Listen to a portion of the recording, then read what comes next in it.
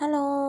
Actually part 3 video போட ரொம்ப நாள் ஆயிடுச்சுன்னு மைசூர்லேருந்து ஆட்டோ பிடிச்சி பஸ் ஸ்டாண்ட் வந்துட்டு அங்கேருந்து 2 பஸ் மாறணும். ஒரு bus 1 hour 45 minutes travel. So மொத்தமாக 3 hours ட்ராவல் முடிஞ்சு நடவடி வந்துட்டேன். மாஸ்க்கெல்லாம் போட்டுட்டு யாருக்கும் அடையாளம் தெரியாத மாதிரி ரெடி ஆகிட்டு உள்ளே போய் அமைதியாக உட்காந்துட்டேன்.